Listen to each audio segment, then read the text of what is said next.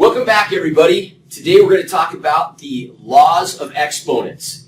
And before we talk about the laws of exponents, I want to do a just quick, brief review of what we know about exponents. First of all, let's talk about this guy right here, the little number. Okay, this is sometimes called the little number. Yeah, the little number next to the big number. The little number has a couple of other names. It is called the exponent, obviously. It is called sometimes the degree. Okay, sometimes it is also referred to as the power. Okay, the power of 3, the degree of 3, or the exponent 3. This portion of the exponential expression is known as the base. It can be a number. In this instance, it is a variable. This, the big number down here in front of the variable, is also known as the coefficient. It's a big word. It just means the big number. Okay, that's the anatomy of an exponent. The 3 E's of exponents, you learned about this. If we have 2 to the first, or 2 to the second, 2 to the third, 2 to the fourth, 2 to the fifth, these are all in exponential notation. If we were to expand these, we have 2 times 2. Here we have 2 times 2 times 2. You get where we're going with this. 2 times 2 times 2. And here we have 2 being multiplied 5 times. Expanded notation. It makes sense. And then if we evaluate these, 2 to the first is 2. Well, that's just 2.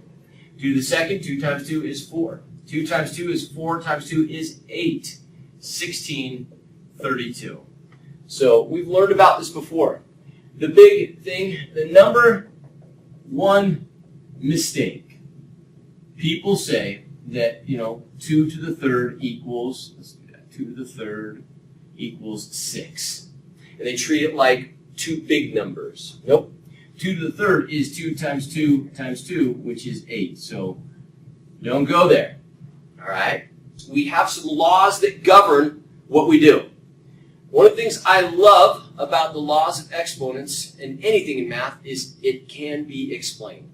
So we have 5 laws of exponents. And so we're going to write the name of each law. Then we're going to come over here and give you basically the theoretical or hypothetical law itself as it appears in a math textbook. And a lot of times these laws can be confusing. And so we're going to then follow that up by giving you an example. Our last place over there, I'm going to leave. It's a surprise. It's going to be crazy. Okay, hypothetical. The 0 rule states that a to the 0 equals 1, and a to the 1 equals a. An example, okay, if we have 7 and we take it to the 0 power, this equals 1. And 7 to the 1 equals 7. So those are some examples of the 0 and the 1 rule. Now, our last column over here to the right, this is going to be what we call additional info. Okay, or information. Now, over here in the States, we have a TV show called Mythbusters. And if you're from the East Coast, we like to call it Busta. So we call this our Mythbusta. And so this section here I like to call Mythbustas. Okay? It's not very good English, but it's kind of fun. And we're busting myths. What is a myth? Well, it's something that we think is true, but it really isn't true. Okay, so we're going to bust the myth. So when we look at this right here, students, they say, hey, how come 7 to the 0 isn't 0? That's right. A lot of students wonder, why isn't that 0? Okay, I think that we're all okay with anything to the first power is itself. 7 to the 1 is 7. 100 to the 1 is 100. Okay, x to the 1 is x. And we're okay with that. think we understand that anything to the first power is itself. But why is 7 to the 0 1? Okay, we're going to bust that myth. Why isn't it 0? So we're going to put this up here. We're going to say, okay, why is a to the 0, why doesn't that equal 0? Okay, what is the problem here? So we're going to come back to that. We're going to bust that myth a little later. We need a little more knowledge before we can bust that myth of a to the 0 equals 0. So we're going to go to our next law. Our next law, our next rule, our next law of exponent is called the product rule. Okay. Now we were asked to memorize a few words in this class: sum, difference, product, and quotient. Product is the answer to a multiplication problem. Very good. So the product rule is going to definitely deal with multiplication. The hypothetical here: a to the n times a to the m equals a to the n plus m. Okay, so this is weird. This is odd. We're multiplying, and then magically we get to add. Let's look at an example. I have x to the second. I multiply that times x to the third, and this is going to equal x to the 2 plus 3, which equals x to the 5th. Okay? Now, the big question students ask is, Brother Rich, why doesn't x to the second times x to the third equal x to the 6th? That's right. Why aren't we multiplying these? Okay? So let's go ahead. We're going to bust this myth. This is not true. Okay? This does not work out. So, do you all agree with me? X to the second, do you agree with me that that equals x times x? Yeah? Good. X to the third is x times x times x. We agree on this. Good. These two are being multiplied, so these two down here are being multiplied. When we look at this, I have x times x times x times x times x. What does that equal? It equals x to the 5th. We have busted this myth. X to the second times x to the third does not equal x to the 6th. We can't just multiply those exponents. We add them. All right. I want to take just a moment, and before we continue, I want to talk about, okay, I'm going to erase some of our basics of exponents over here. I want to talk about what the laws of exponents are, okay? So, the laws of exponents. A few principles that are going to govern everything we do here. First, okay, they are simply shortcuts. Okay? Very important that we understand that we are taking a shortcut. And so everything can be explained. Second thing, we're going to get into this a little bit more. They apply only to terms with the same base. Okay? So this problem we just did, where we had x to the second times x to the third, and we said, yeah, we're going to add those. So there's our shortcut. Rather than multiplying them out, x times x and x times x times x, okay, that'd be very lengthy. So we're going to take the shortcut where we get to add them, add the exponents. This becomes x to the 5th. Now, what if, okay, so that's our shortcut right there. What if I asked you, what is x to the second times y to the third? Okay, x to the second times y to the third. The base of this exponent is x. The base of this exponent is y. Are those bases the same? They are not the same.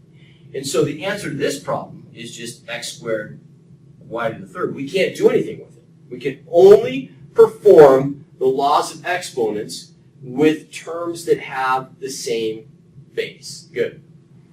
Okay, coming back. So that's the product rule. Let's move on. If there's a product rule, you can guarantee there's going to be a quotient rule, because the opposite of multiplication is division. Good. Quotient rule. And the quotient rule states that a to the n over a to the m equals, now let's think about this. Here we're multiplying, here we're dividing. Here we're adding, so what do you think we're doing here? That's right, we're subtracting. A to the n minus m. Now, I'm going to put on here a big or. This can be 1 over a to the m minus n. We're going to talk about what this means here in just a moment. Okay.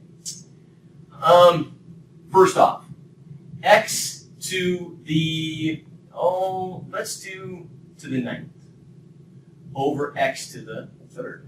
Okay. X to the 9th over x to the 3rd. What we're saying here is these two have the same base. They're both x's. And we get to subtract them. This is going to be x to the 9 minus 3 equals x to the 6th. Good. Now, students often wonder when they look at this, Brother Rich, why doesn't x to the 9th over x to the 3rd equal x to the 9 divided by 3 equal x to the 3rd? Yeah, how come? So this does not equal that, and we need to bust this myth. So do you all agree with me? X to the 9th equals, it's going to be big, x times x times x times x times x times x times x times x times x. Very good.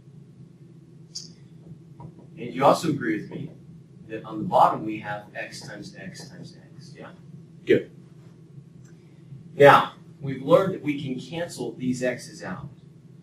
That x over that x makes 1. This x over that x makes 1. This makes 1. What are we left with on top now? If we look at this, this equals 1, 2, 3, 4, 5, 6. Is it 6x or x to the 6th? That's right, we're multiplying these, and so it's going to be x to the 6th. And on the bottom, we have 1's left. 1 times 1 times 1 is 1. And that just makes this x to the 6th. So we proved, indeed, that this shortcut is true. We can take 9 minus 3 to get x to the 6th, because when we expand it out and look at it in its entirety, this is just x to the 6th. Good job. Okay. Now, what about this little entity over here? Why is this different?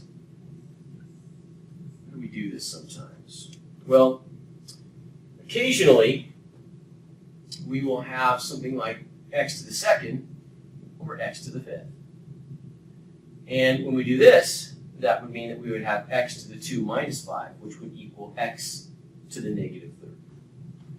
And this is going to lead us to our next law of exponents. So we're going to kind of, this little blue square here, we still haven't figured out what this means, but the difference between these two answers is this exponent is positive and this one is negative. So if we've obeyed this law of exponent, we subtract the top minus the bottom, we get x to the negative 3, and that is correct right now. However, our next law of exponent is called the negative exponent rule. And the negative exponent rule basically states that you can't have them. Yeah. We're going to convert all negative exponents to positive exponents. Okay? Now, the negative exponent rule states that, let's see here. A to the negative n will equal 1 over a to the positive n. And 1 over a to the negative m equals a to the positive m. Example. If I have 1 over x to the negative 2, this is going to equal x to the 2nd.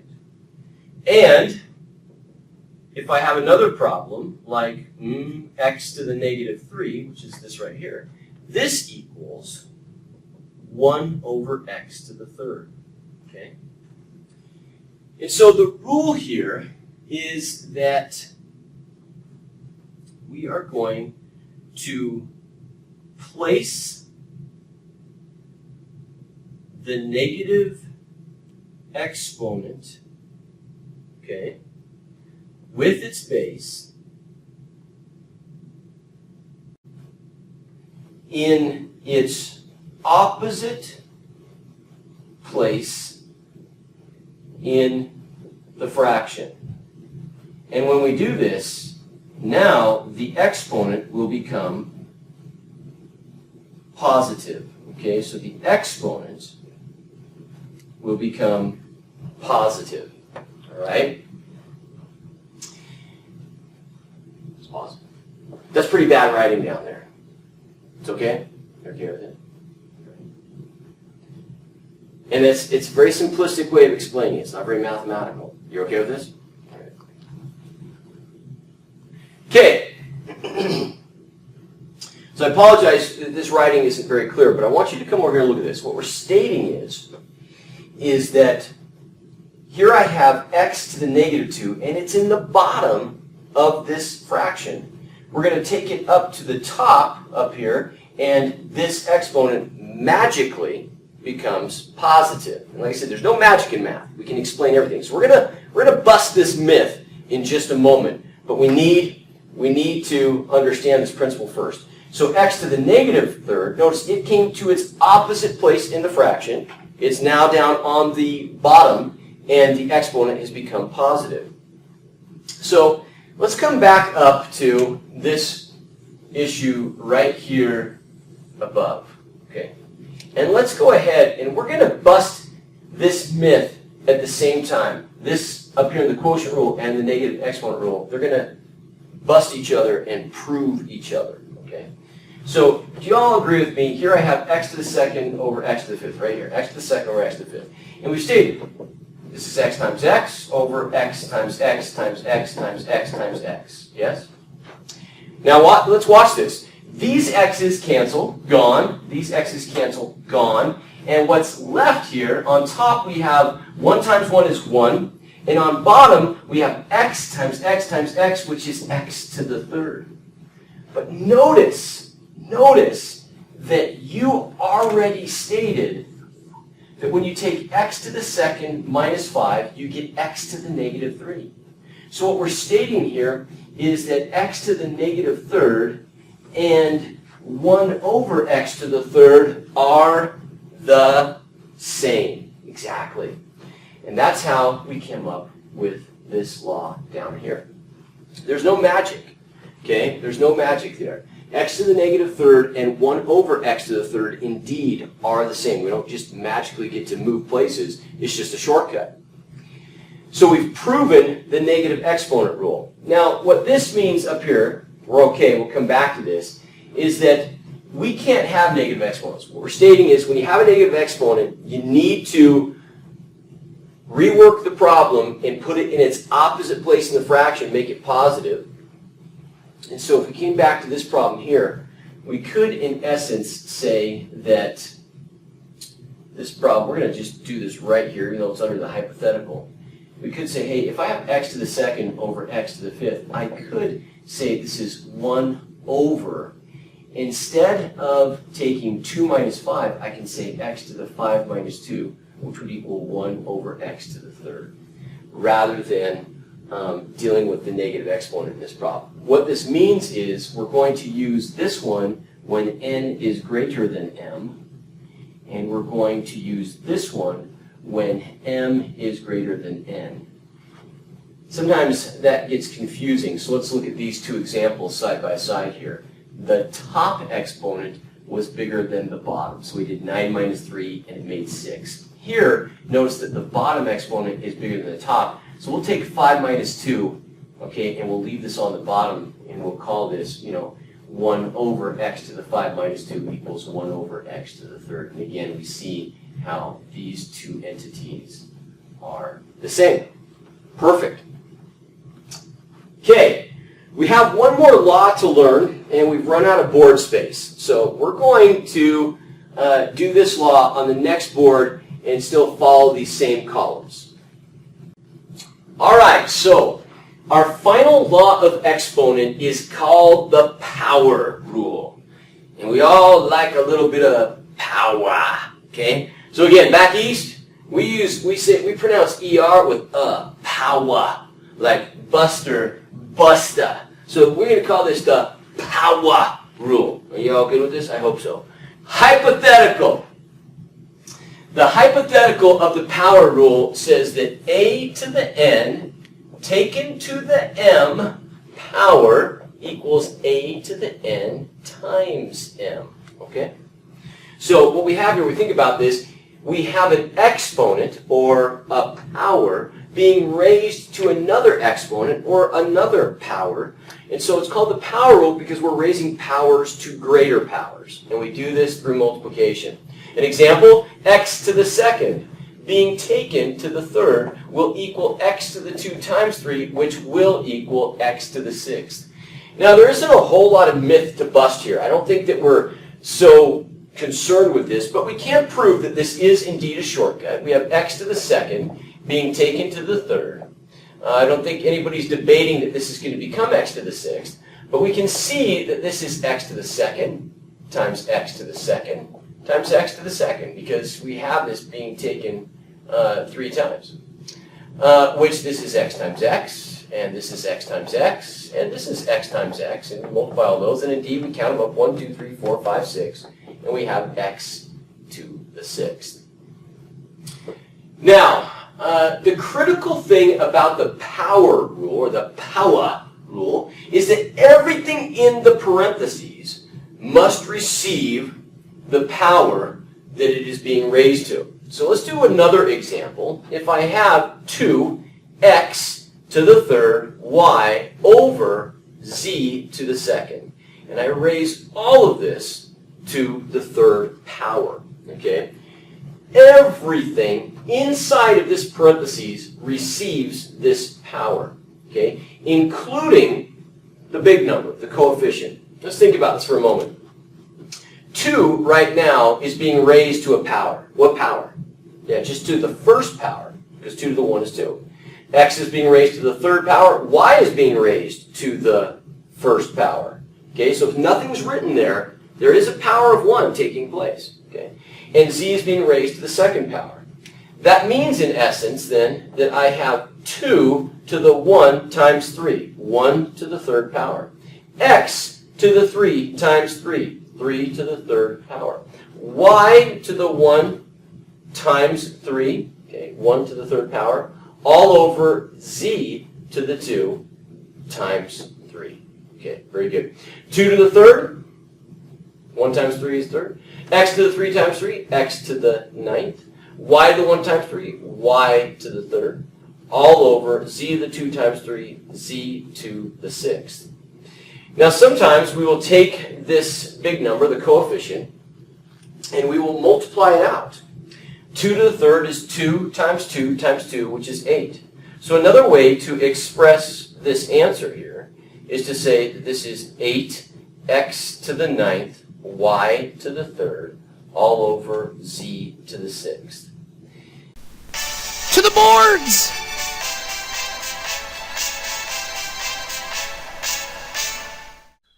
Hello and welcome back to the boards. It's time for more practice dealing with exponents. Go ahead and pause the video now. We have 6 questions we'd like you to try. Work through each one using these procedures, and when you're done, go ahead and unpause the video, and we'll work on them together to see how you did. Good luck! Welcome back. Let's get started here. Here we have multiplication. We're going to multiply the big numbers just like normal. 4 times 6, well, that's 24. However, with the exponents, when you multiply exponents, don't forget, you add during multiplication. So 11 plus 5 comes out to be 16. On question number 2, we have an exponent to an exponent. Ooh, that follows procedure number 2, that when you have exponent to an exponent, you're going to multiply them. So we're going to do 4 times negative 3. That's m raised to the negative 12th power. Now that right there is not acceptable as an answer because it's got a negative exponent to it. So we're going to have to apply the negative exponent rule, which says, hey, move it to the opposite value in the fraction. So because this is on top, we're going to go, you could even think of it as m to the negative 12 over 1. We're going to move the m to the 12th down. It'll then become positive, and this will be our answer. 1 to the m over 12. Remember, negative exponents move you to the opposite location in the fraction. Great! Let's try this next one. Question number 3. Here we've got a division question. Let's work on that. 25 divided by 5. We do that like normal. That's 5. Here we're subtracting exponents. Careful. What's our rule about subtracting? Oh, exponents subtract during division. So we're dividing these, so we've got to subtract the exponents. So it's going to be 5k to the 10 minus a negative 2. Ooh, 10 minus a negative 2. Because it's minus a negative, that becomes positive. 2 negatives makes a positive. And so the final answer is going to be 5k to the 12th. 5k to the 12th power. When you have 2 negatives next to each other, they become positive, and we get 5k to the 12th. Excellent. Let's take a look here at question number 4. Question number 4. Ooh, we have some values being raised to the 3rd power. So we need to raise each one of these to the 3rd. So 2 to the 3rd is 2 times 2 times 2, which is 8. So I get 8. X to the, now when you have an exponent to an exponent, you multiply them. So this would be 7 times 3. So I get x to the 21st. And y to the negative 3 times 3, negative 9th. Now, is this a good enough answer? It's not, because there's a negative exponent in my answer. Anytime you have a negative exponent, you need to move that to the opposite location in the fraction. Since right now it's on top, we're going to write it on bottom. So our final answer is going to be 8x to the 21 all over y to the 9th. Those y's come down and become positive because they were a negative exponent. Wonderful. Question number 5. Ooh, a big question. We've got 27, a to the 100, b to the 25th. Wait a minute. But it's all raised to the 0 power. We learned in procedure number 4 that anything raised to the 0 power is going to come out to be 1. So that was the easiest question here. We're just going to make it 1 because it's raised to the 0 power. Question number 6. We've got a division question. I'm going to work on this division here. 6 divided by 15. Ooh. 15 doesn't go into 6, but I could reduce the fraction.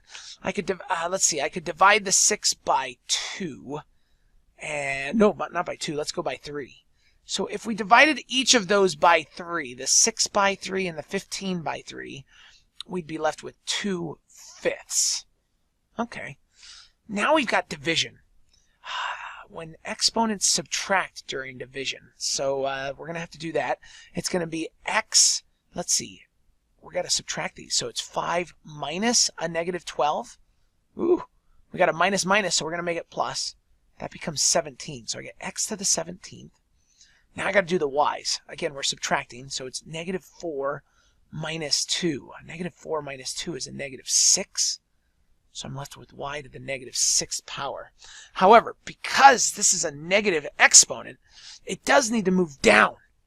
And so my final answer is going to be 2x to the 17th all over 5y to the 6th. There we have it. Nice work with these 6 problems.